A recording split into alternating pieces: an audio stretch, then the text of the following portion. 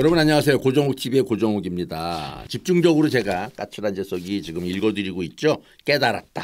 그중에서 상처라는 그 주제로 여러분과 한번 이야기를 해보고 싶어요. 상처는 뭐냐 하면 우리가 살다 보면 상처 없는 사람이 있죠. 갓 태어난 아기들. 근데 이제 살면서 한 돌쯤 되면 기다가 어디 가서 팍 박고 뭐 디고 찢어지고 뭐 수두 같은 거 나고 아토피 걸리고 하면서 이제 서서히 망가져가는 거예요. 우리가 살아간다는 건 계속해서 외부의 자극에 의해서 상처를 입는 거예요. 살면서 뭔가를 하려다가 상처 입는 거야. 그러니까 상처 입는 거는 어떻게 보면 훈장일 수도 있어요. 왜? 내가 뭔가 해보려다 다쳤단 말이지. 상처 입어도 이겨내고 해야 되는 게 우리 인생인 거예요. 그 대목을 한번 읽어보도록 하겠습니다. 이인영 선생은 녹음을 하며 자연이의 이야기를 들었다.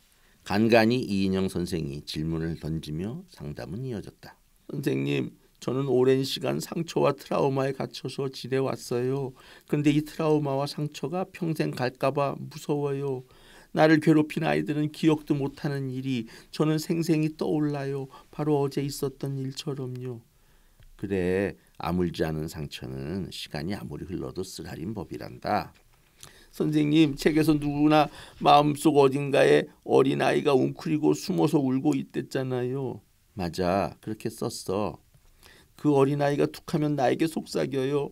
나 하나 없어지는 게 낫지 않을까? 다들 나만 싫어하잖아. 내가 뚱뚱하고 못생겨서야. 아무도 믿지 마. 사람은 믿을 수가 없는 거야. 그렇게 나를 주눅들게 해요. 어려서 상담도 받고 병원도 다녔지만 소용이 없었어요. 그래, 그 마음 이해한다. 미국에서 돌아왔을 때 제일 먼저 한 일이 어릴 적 나를 괴롭혔던 아이들은 뭘 하고 사나 찾아보는 거였어요. 인터넷이랑 SNS 뒤져보니까 어떤 애는 회장도 되고 어떤 애는 챔피언도 되고 어떤 애는 신나게 유튜브를 찍는데요. 그 안에 민성도 있었다. 그 아이들은 날 기억도 못할 거라 생각하니 너무 억울하고 속상했어요. 내가 죽는다 해도 관심은커녕 내가 자기들 때문에 얼마나 아파했는지 까마득히 모를 거 아니에요. 이인영 선생이 말했다. 그래, 그렇지. 가해자 아이들 얘기를 들어보면 정말 아무 기억도 없고 있다고 해도 그저 장난쯤으로 치부하고 있어. 그 아이들은 정말 별 생각이 없어. 아픈 흔적은 너에게만 남아있는 거지. 흔적이요? 상처가 아니고요? 그래, 이미 지나간 거잖아. 이제 상처를 치유해 흔적으로 남기자. 걔네들 때문에 사무치게 괴로웠어요. 그러면 걔들은 최소한 기억이라도 해야 하지 않나요? 맞아. 그런데 안타깝게도 그렇지가 않아.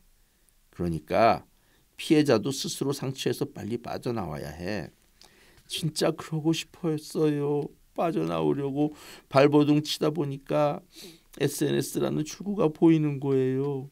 자연은 하늘이 천벌을 내리지 않으니까 자신이라도 벌을 내려야 한다고 생각했다.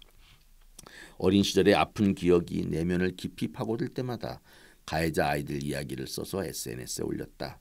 처음에는 두려웠지만 한편 두 편 올리다 보니 마음이 후련하고 대담해졌다. 어려서는 힘이 없어 바보같이 당했지만 이제 힘이 생겼다. 바로 인터넷의 힘이었다.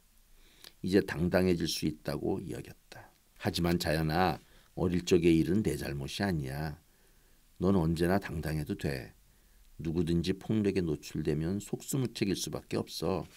어린아이가 폭력에 맞서 이겨내기란 거의 불가능해. 그런데 잘 돌이켜봐. 너는 어려움에도 불구하고 이렇게 잘 자랐잖아. 미국 가서 영어도 배워오고 다시 용기를 내서 학교로 돌아왔잖아.